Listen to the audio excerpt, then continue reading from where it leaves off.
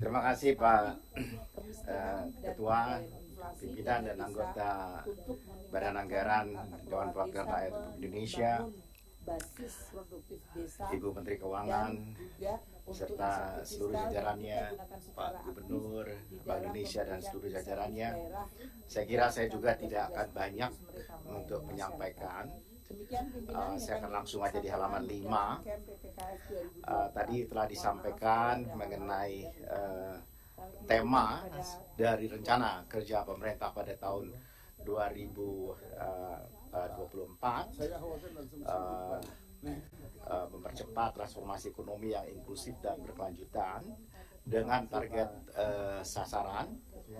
Tadi sebenarnya sudah dibacakan oleh Bu Menteri, tetapi yang kita harapkan sekali, karena tahun 2024 adalah akhir dari RPJMN 2019-2024 dan menjadi basis untuk pembangunan selanjutnya, maka hal-hal yang ditarget selama RPJMN ini yang kita ingin kejar, misalnya di tingkat kemiskinan, tingkat pengangguran, kemudian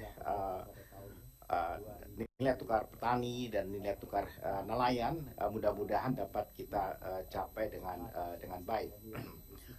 Kemudian di halaman 7 kami akan sedikit saja menyampaikan pertumbuhan ekonomi yang kita harapkan, dan ini menjadi basis ke depan adalah di bagian dari strategi Indonesia ke depan. Kita bagaimana mendorong industri pengolahan, tadi juga sudah disampaikan oleh Ibu Menteri Keuangan. Industri manufaktur kita, kontribusinya terhadap GDP itu angkanya tadi sudah 20, tapi di catatan kami ya masih 19. Dan harusnya dia bisa tumbuh di atas tingkat pertumbuhan ekonomi, dan apalagi kalau kita berharap pada menjelang tahun 2045 bisa didorong menjadi 28% atau setidaknya 26,8. Kemudian dari sisi pengeluaran yang juga kami sedikit perlu elaborasi nanti adalah di PMTB.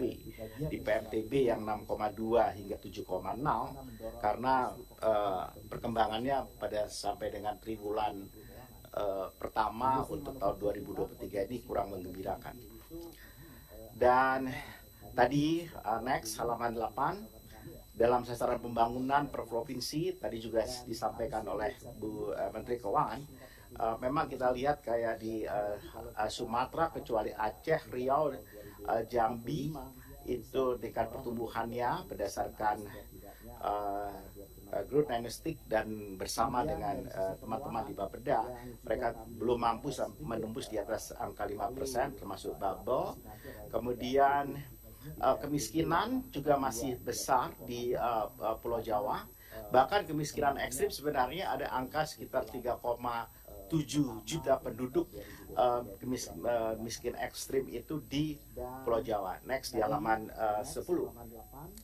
Soal kemiskinan ekstrim yang sekarang diperdebatkan adalah mengenai basisnya. SDGs menggunakan angka 2,115 PPP, Purchasing Power Parity, dan sekarang malah sudah mulai naik lagi ke 2,35. Ada juga dikenalkan Multidimensional Poverty Index, tetapi karena cara mengindeks dan bobot kreditnya belum ada kesepakatan, maka sementara Indonesia sendiri masih menggunakan angka 1,9. Tapi kalau kita naikkan ke angka 2,15, maka jumlah miskin ekstrim itu akan naik dari 4,77 juta menjadi 6,7 juta. Berikutnya mengenai soal kesehatan. Soal kesehatan seperti yang pernah kami sampaikan di sini, kasus kusta kita masih tetap yang nomor 3 tertinggi di dunia dengan 12.000 kasus baru per tahun, dan bahkan di dekat Jakarta ini sudah muncul kasus kusta. Kemudian kasus baru TB mendekati 1 juta per tahun. Ini karena akibat dari tes yang dilakukan secara gencar oleh Kementerian Kesehatan, sehingga angka insidensi yang mungkin dulu ngumpet angkanya sekarang naik, dan kita naik rankingnya dari 3 menjadi nomor 2 di dunia.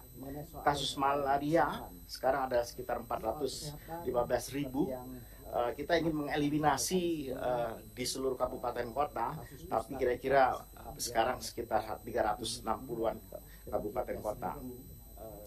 Kemudian kalau kita lihat dari hal-hal yang berisiko tidak tercapai berdasarkan targeting di RPJMN 2019 ke 2024, misalnya adalah angka imunisasi dasar lengkap ya, bayi ideal yang targetnya adalah 90%.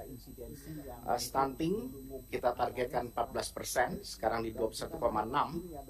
Ada persoalan cara-cara menghitung stunting ini.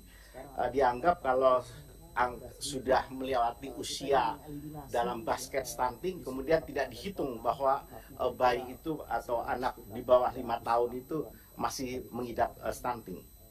Kemudian juga insidensi TB, eliminasi malaria, dan fasilitas kesehatan tingkat pertama dan termasuk puskesmas.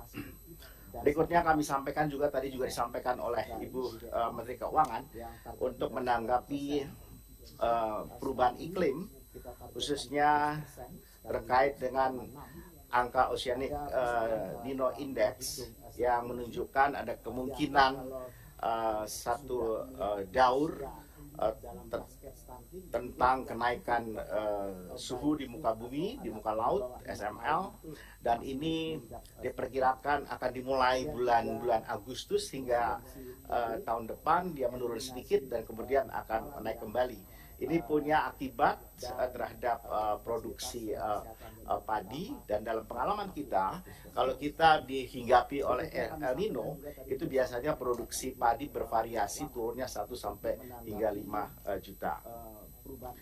Dalam penurunan kemiskinan ekstrim, tadi juga sudah disampaikan oleh Bu Menteri, kita melakukan pendekatan terhadap 3 paling tidak, mengurangi beban masyarakat miskin, kemudian memberdayakan, dan kemudian memperkecil kantong-kantong kemiskinan. Kita juga sedang menggunakan, mudah-mudahan data Reksosek betul-betul dapat dipakai sebagai data untuk bantuan sosial yang terintegrasi, sehingga benar-benar inclusion dan exclusion error bisa sangat kita kurangi. Penurunan stunting saya kira sudah luar biasa kita lakukan. Kemudian progres terhadap infrastruktur dasar yang kita sampaikan di sini, ada hal juga yang bisa kita capai sampai dengan tahun 2024 ini, dan ada juga yang belum. Termasuk di sini yang kami tidak tunjukkan adalah jalan. Mengenai pemantapan jalan nasional itu sudah mencapai 97%.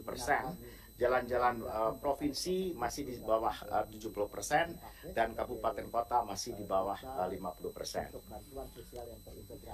Terakhir adalah alokasi prioritas nasional tadi yang Ibu Menteri sampaikan, 999 triliun itu sekitar 560,2 triliun menjadi program untuk dari PN1 hingga PN7. Dan kita lihat di sini kita menekankan kepada stunting, kemiskinan ekstrim, pengangguran yang nilainya hingga 245,1 triliun atau 45% dari alokasi yang disediakan. Saya kira itu yang saya sampaikan untuk mempercepat waktu ketua dan anggota yang saya hormati. Assalamualaikum warahmatullahi wabarakatuh.